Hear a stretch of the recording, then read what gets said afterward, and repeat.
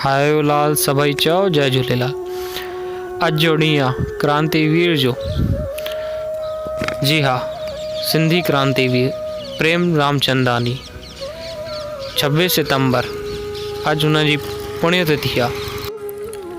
त अॼु मां तव्हांखे पंहिंजे भाउ शहीद प्रेम रामचंदानी जे बारे में ॿुधाईंदुमि ऐं तव्हां हिन वीडियो खे वधीक खां वधीक शेयर कजो, जंहिं करे सभई अॼुकल्ह जी पीढ़ी बि अहिड़े सिंधी बहादुर वीर जे बारे में जानकारी मिली सघे।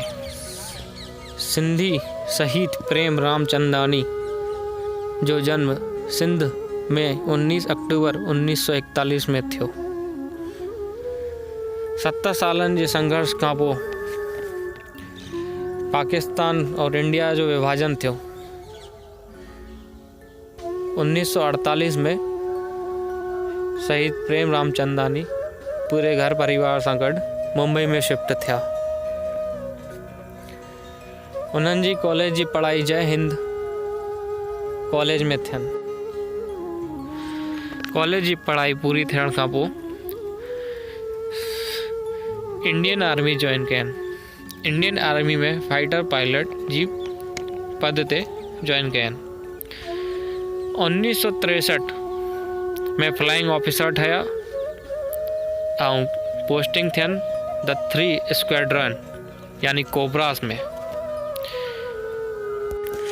जल्दी हे पंहिंजी बुद्धिमानी सां ऐं साहसी बल सां पूरे ऑफिसर्स ऐं कमांडर में फेमस थी विया।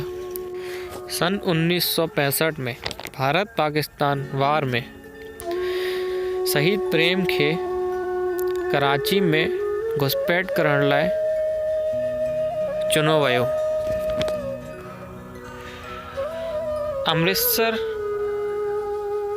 बेस एयरपोर्ट ठाहियो वियो। 18 सां 22 सितंबर 4 ॾींहंनि जे युद्ध में, जंहिंमें शहीद बहादुर प्रेम रामचंदानी ने पाकिस्तान में घुसी करे कराची में 9 मिसाइल अटैक कयनि। 9 मिसाइल अटैक करण खां पोइ वापसि भारत यानी अमृतसर बेस कैंप सफलतापूर्वक इहे आया। हुन खां पोइ वरी जॾहिं 10हों अटैक वापसि पाकिस्तान करण विया त पाकिस्तान जी फोर्स ने लगातार फायरिंग करे शहीद प्रेम रामचंदानी जो विमान क्षतिग्रस्त करे रखनि, जंहिं करे उन्हनि जे प्लेन में आग लगी आहिनि।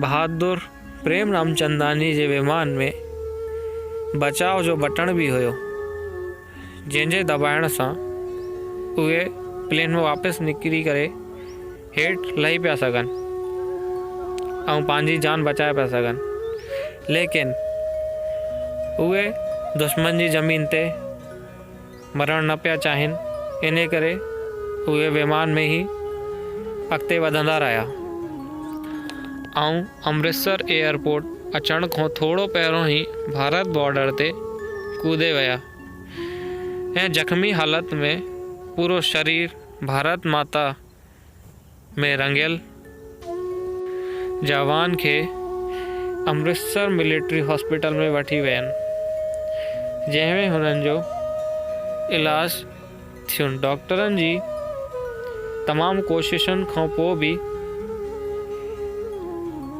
उहे न बची पाया ऐं 26 सितंबर 1965 जो शहीद थी विया। तव्हां सभिनी सां निमाणी विनती आहे, पंहिंजे सिंधी भाउ शहीद प्रेम रामचंदानी जी इहा जीवनी सभिनी सिंधियुनि भाउरनि खे शेयर कयो। जंहिंखे न पतो हुजे उन्हनि खे ज़रूरु इन्हनि जे बारे में पतो हुजणु खपे। धन्यवाद।